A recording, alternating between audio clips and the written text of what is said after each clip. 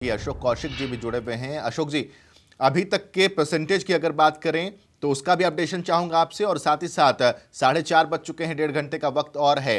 क्या लगता है आपको 1977 तक पहुंचेंगे क्या? जी देखिए, वोट परसेंटेज जिस तरह से इस बार जो रुझान दिखे, जिस तरह से वोटर्स का टर्नआउट दिखा है, ये अपने आप में एक ऐतिहासिक आंकड़े की तरफ बढ़ रहा है। हरियाणा के लिहाज से अगर बात करें, जी। हरियाणा का अभी तक का जो हम देखते हैं 60%, 62%, 65%, इस तरह का पिछले खासतौर से लोकसभा चुनाव में जी। निचले स्तर पे जो वोटिंग होती है, विधानसभा या पंचायत के स्तर पे वोटिंग बहुत ज़्यादा होती है। लेकिन हरियाणा के बारे में परंपरागत रूप से ये सोचा जाता था कि लोकसभा चुनाव के प्रति आमतौर पे मतदाता उदासीन रहता था, और जिस तरह से जिस मौसम में ये मतदान हो रहा है, क्योंकि अभी आपको मैं बता दूं, काम का वक्त है। हरियाणा एक कृषि प्रधान राज्य है। यहाँ ज़्यादातर ग्रामीण वोटर हैं, गांव में रहने वाले मतदाता हैं, और वो सवेरे का वक्त उनका काम का होता है। वोटिंग के लिए एक उत्साह होता है, वो अपनी जगह है, लेकिन उनको पता है कि काम भी साथ साथ करना है। आज ही के बारे में अगर आपको बताऊं कि कई जगह हमारी जैसे बात हुई, तो सवेरे का समय मतदान शुरू हुआ 7 बजे, लेकिन उससे पहले 6 बजे, 5:30 बजे, 5 बजे लोग जो परंपरागत रूप से कृषि पर आधारित लोग हैं, जो वोटर हैं, लेकिन उससे पहले उनका जो मुख्य काम धंधा खेती है, तो वो खेतों तक पहुंच गए। जैसे कई लोगों से मैंने भी व्यक्तिगत रूप से बात की, तो उन्होंने कहा कि ठीक है, वो वोटिंग भी हम करेंगे, लेकिन पहले काम ज़रूरी है। और काम सुबह सुबह, चूँकि धूप कम होती है, गर्मी कम होती है, तो पहला जो कह सकते हैं कि 12 बजे से पहले का वक्त या 1-2 बजे से पहले का वक्त ज़्यादातर लोग खेतों में नज़र आए थे। अब उसके बावजूद जो टर्नआउट दिखा, पहले 1 घंटे 2 घंटे में 20% तक कई अलग लोकसभा क्षेत्रों में दिखा। फरीदाबाद को अगर अपवाद मान के छोड़ लें, जहां सिर्फ 10 से 12% मुश्किल से था, लेकिन जिस तरह से वोटिंग बढ़ी है, वो अपने आप में लग रहा है कि हरियाणा अपने मतदान के अभी तक के तमाम रिकॉर्ड तोड़ सकता है। जी बिल्कुल, चूंकि 1977 में ही जब छठी लोकसभा के चुनाव हुए थे, तो तब सबसे ज़्यादा 73.26% मतदान हुआ था। और कौशिक जी, इस बार उम्मीद ये की जा रही है कि चुनाव आयोग की तरफ से भी कहा गया था, चूंकि बहुत ज़्यादा अवेयरनेस के लिए, जागरूकता के लिए बहुत सारी कैंपेन चलाए गए थे कि इस बार 80% के पार ये आंकड़ा जाएगा। तो क्या इसकी उम्मीद हम करें? बिल्कुल कर सकते हैं, क्योंकि सबसे अहम जो है, परंपरागत वोटर्स के अलावा हरियाणा में युवा मतदाता एक अहम भूमिका निभाने वाले हैं, और वो भूमिका दिख भी रही है कि जिस तरह से वो सक्रियता उनकी हो सकती है। क्योंकि अभी तक जो रुझान दिखे हैं, उनमें हम मान सकते हैं कि ज़्यादातर जो शहरी क्षेत्र हैं, उनका परसेंटेज रहा होगा। हालांकि इलेक्शन कमीशन की तरफ से सभी सीटों की तरफ से सभी सीटों के रुझान, सभी सीटों की अपडेट आ रही है, लेकिन हमारा जो आकलन है, उसके आधार पर मैं ये बता सकता हूँ कि जो गाँव में जो वोटर्स हैं, वो आमतौर पर पोलिंग बूथ तक पहुंचते ही 3 बजे के बाद हैं। डेडिकेटेड वर्कर्स की मैं बात नहीं कर रहा हूँ, आम मतदाता की बात कर रहा हूँ। कुछ लोग हैं जो 12 बजे के आसपास तक अपना काम खत्म करके पहुंच जाते हैं। कुछ लोग उसके बाद अपना काम निपटाने के बाद पहुंचते हैं, और उनकी जो अपनी एक जिम्मेदारी है वो है। लेकिन इसमें हाँ, चुनाव आयोग की जो तैयारियां हैं, उनका जो एक प्रचार था, उसका ज़रूर कहीं ना कहीं असर है। और हरियाणा में इस बार पूरे देश की तरह हरियाणा में भी युवा वोटर्स एक अहम भूमिका निभाने वाले हैं, और वही भूमिका दिख भी रही है। बिल्कुल। और अशोक जी, एक चीज़ और, विजय सहगल जी से हमारी बातचीत हो रही थी, उन्होंने भी इस बात का जिक्र किया कि पूर्वोत्तर के रिकॉर्ड को तोड़ने की भी एक मानसिकता के साथ हरियाणा का मतदाता इस बार उतर रहा है, और पूर्वोत्तर में हमने देखा कि 80% से अधिक मतदान हुए हैं। पहला सवाल ये आपसे। दूसरा सवाल मेरा ये आपसे कि फरीदाबाद, जो कि दिल्ली से सटा हुआ है, वहाँ पर अभी तक 48% ही मतदान हुए हैं। एक वजह क्या मानते हैं आप कि अभी तक वो आंकड़े नहीं निकल कर सामने आए जो हरियाणा के बाकी 9 लोकसभा सीटों से आ रहे हैं? देखिए, अंतिम नतीजे पर पहुंचने से पहले तो हमें अभी 5-6 बजे तक का इंतजार करना होगा, पहली बात। दूसरी बात यह है कि फरीदाबाद लोकसभा क्षेत्र की जब हम बात करते हैं, तो हमें भूलना नहीं चाहिए कि फरीदाबाद भले ही दिल्ली से सटा हुआ है, एक शहरी इलाका है, इंडस्ट्रियल टाउन के तौर पे उसकी पहचान है, लेकिन उसी लोकसभा क्षेत्र में पलवल भी है, जहाँ वो इतना बहुत ज़्यादा शहरीकरण वहाँ तक नहीं पहुँचा हुआ है। वहाँ भी लोगों की जो जीविका है, लोगों का जो काम है, वो खेती बाड़ी पर है, और उसमें इस बात को नज़रअंदाज नहीं किया जा सकता है कि लोगों की पहली प्रायोरिटी, ठीक है, वोट डालना है, एक जिम्मेदारी है, इस चीज़ को समझते हैं और समझ रहे हैं, लेकिन उससे भी ज़रूरी चीज़ लोग ये सोचते हैं कि पहले जितना काम हम कर सकते हैं धूप चढ़ने से पहले, वो हम कर लें। हो सकता है कहीं ना कहीं इसकी एक वजह हो। दूसरी वजह ये हो सकती है कि फरीदाबाद बड़े शहरों में गिनती होती है और बड़े शहरों में जो दिनचर्या जो उसकी होती है वो आम इस तरह से चलता है कि सवेरे रात देर तक ज़िंदगी चलती है और सवेरे देर से उठना होता है। हो सकता है वो भी एक वजह रही हो, लेकिन अंतिम नतीजे तक पहुंचने से पहले मैं फिर कहूंगा कि हमें अभी फाइनल रिजल्ट्स का इंतजार करना चाहिए, फाइनल अपडेट का इंतजार करना चाहिए। बिल्कुल, फाइनल अपडेट का इंतजार करना होगा। बस 1.5 घंटे का वक्त और है, उसके बाद से तस्वीर जो है साकिब लगभग क्लियर हो जाएगी। कौशिक जी हमारे साथ बने हुए हैं, वरिष्ठ पत्रकार विजय सहगल जी। अब चूंकि 59% प्रदेश में अब तक वोटिंग हो चुकी है, इस समय का ये लेटेस्ट अपडेट है। आपका लास्ट कॉमेंट इस वोटिंग परसेंटेज पे? मैं समझता हूँ ये इससे भी आगे जाएगी और ये पॉजिटिव सकारात्मक संकेत है। जो हम 77 की बात कर रहे हैं तब तो एक समग्र क्रांति जयप्रकाश नारायण के तहत थी। अभी भी जैसे भाजपा भी लहर की बात करे, सब कर रहे हैं, तो ये परसेंटेज शाम होने तक या थोड़ी देर जितने जो लोग बाड़े में आ गए हैं वो होने तक मैं समझता हूँ कि हरियाणा इस क्षेत्र में भी, इस दिशा में भी अपना एक रिकॉर्ड बनाएगा और वो हरियाणा के लिए गर्व की बात होगी। बिल्कुल, हरियाणा के लिए गर्व की बात होगी। बहुत बहुत शुक्रिया विजय सहगल जी, आपने वक्त निकाला हमारे साथ, आप चर्चा में शामिल रहे।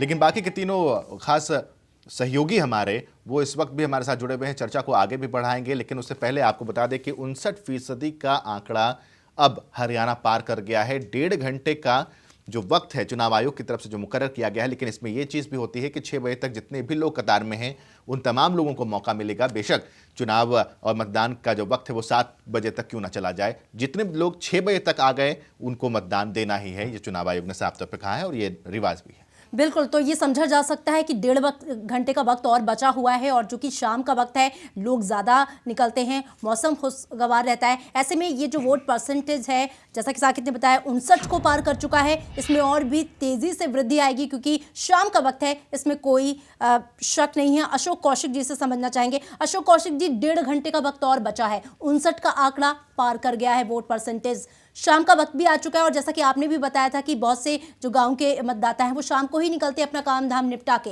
तो ये जो 1.5 घंटे में कितना आंकलन करने की ये परसेंटेज और कितना बढ़ जाएगा? देखिए, ठीक से अगर हम इसको समझने की कोशिश करें कि 59% का जो आंकड़ा है, आमतौर पर पुराने चुनाव, इस पिछले चुनाव को अगर हम उस विश्लेषण करने की कोशिश कर रहे हैं तो उसमें समझा जाता था कि 60% या 62%, 65% टोटल वोटिंग होती थी, तो वो 5 बजे के आसपास तक वो आंकड़े तक पहुंचते थे। लेकिन अभी हम जिस वक्त पे अभी हम खड़े हुए हैं, यहाँ पर अगर 60% के आंकड़े को छूने पर मतदाता पहुंच गए हैं, इतना मतदान अगर हो चुका है, तो आप मान के चलिए कि 70% का आंकड़ा छू सकते हैं। जैसा कि आपने अभी बताया था कि 77 में अभी तक सिर्फ एक ऐसा हुआ कि 70% से ऊपर की वोटिंग 73% हुआ था वोटिंग जी। और उस वक्त में और अब के वक्त में जागरूकता के स्तर पर, सक्रियता के स्तर पर जमीन आसमान का अंतर आ चुका है। अब जो प्रचार माध्यम है, अब जो चुनाव आयोग की प्रयास है, जो कोशिशें हैं और मतदाता की अपनी जो जागरूकता है, वो बहुत बड़ा फर्क डालने वाला है। और अगर 70% से ऊपर, 70% से ऊपर, कहीं ऊपर अगर मतदान जाकर थमता है तो उसमें किसी को हैरानी नहीं होनी चाहिए इस बार के लोकसभा चुनाव में। बिल्कुल, और चूंकि 1 घंटे का ज़्यादा वक्त भी दिया गया है चुनाव आयोग की तरफ से, तो उम्मीद करना बेमानी नहीं है कि ये जो आंकड़ा है वो और ज़्यादा जाएगा। राजेश के पास चलते हैं, कुरुक्षेत्र। राजेश, अगर मुमकिन है तो ज़रा वहाँ की तस्वीरों से रूबरू कराइए और ज़रा बताइए हमें भी और दर्शकों को भी कि किस तरीके से लोग वहाँ पर पहुँच रहे हैं, अगर ये संभव है तो। जी, अभी यहाँ पे इस मतदान केंद्र पे जहाँ हम खड़े हैं, अभी ये पाई का एक मतदान केंद्र है। यहाँ पे ज़्यादा भीड़ नहीं है क्योंकि यहाँ सुबह के समय ज़्यादा वोटिंग हुई है। यहाँ का जो आंकड़ा है व्यक्तिगत तौर पे, यदि मैं आपको इस खास तौर पे 124 नंबर जो बूथ है ये हल्के का, इसके बारे में यदि मैं आपको बात बताऊँ तो यहाँ लगभग 70% से ज़्यादा मतदान काफ़ी देर पहले हो चुका है। इसलिए यहाँ पर जो पार्टी के कार्यकर्ता हैं, सभी पार्टियों के कार्यकर्ता अपने अपने मतदाताओं को यहाँ पर ला करके सुबह जल्दी मतदान करा चुके हैं। यहाँ भीड़ अभी नहीं है, लेकिन जहाँ तक हमारे पास रिपोर्ट आ रही है पूरे संसदीय क्षेत्र से, वहाँ पे कई जगह लंबी कतारें हैं। शहरों में भी अभी लोग थोड़ा मौसम ठंडा होने पर निकले हैं और कई देहात के इलाकों में भी काफ़ी जगह पे लंबी कतारें हैं। लेकिन जहाँ हम खड़े हैं यहाँ पे अभी इस समय ज़्यादा भीड़ नहीं है। दोपहर पहले यहाँ पे ज़्यादा भीड़ रही है। ठीक है, अनुज का रुख करेंगे, रोहतक से जुड़े हुए हैं। अनुज, रोहतक का स्टेटस क्या है इस वक्त?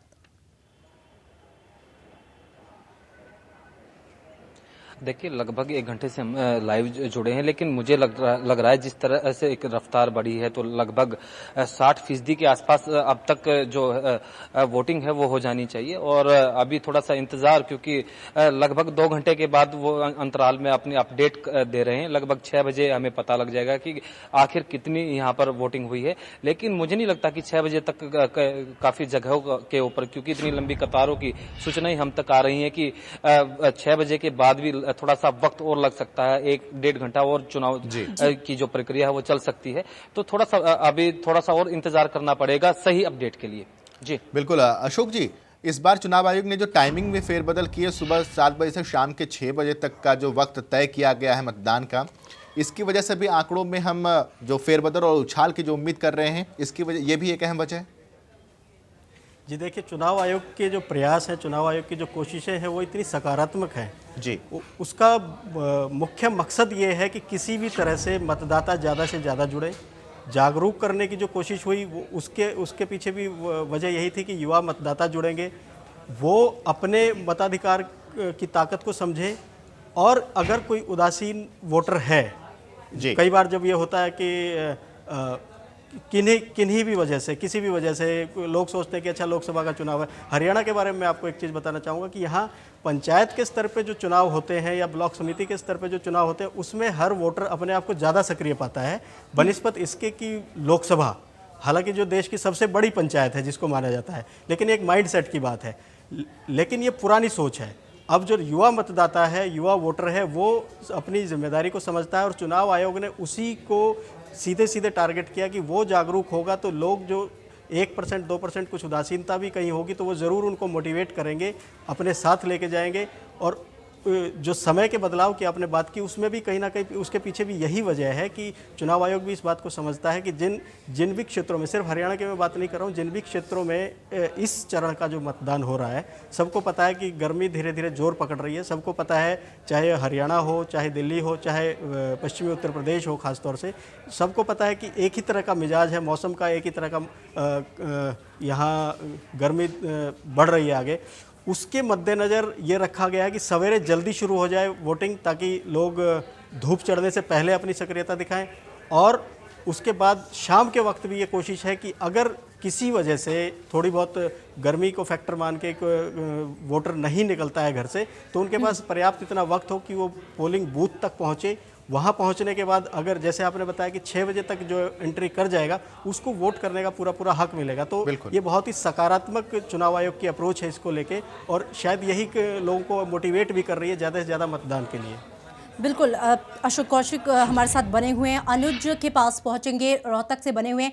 अनुज, यहाँ पे आपसे समझना चाहेंगे, हुड्डा का गढ़ है रोहतक, 17 बार यहाँ पे चुनाव हो चुके हैं, 8 बार हुड्डा परिवार का ही कब्जा रहा है। सीएम कहते हैं कि यहाँ पे विकास की लहर है, लेकिन एक तरफ नरेंद्र मोदी की भी लहर चल रही है जो कि पूरे देश में चल रही है और रोहतक भी इसे अछूता नहीं है। क्या किसी तरह की लहर का, चाहे वो विकास की लहर हो, मोदी की लहर हो, मतदाताओं पर इसका भी असर होता है और वो इस लहर में बहकर निकलते हैं वोटिंग करने के लिए?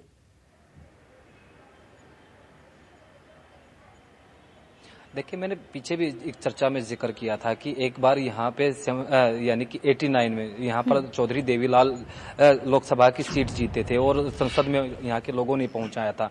लेकिन बावजूद इसके कि 2 सीटों से जीते थे, राजस्थान से, शिखर से, लेकिन रोहतक की सीट को उन्होंने छोड़ दिया और शिखर की सीट को रखा, और उसके बाद वो प्रधानमंत्री भी बने थे।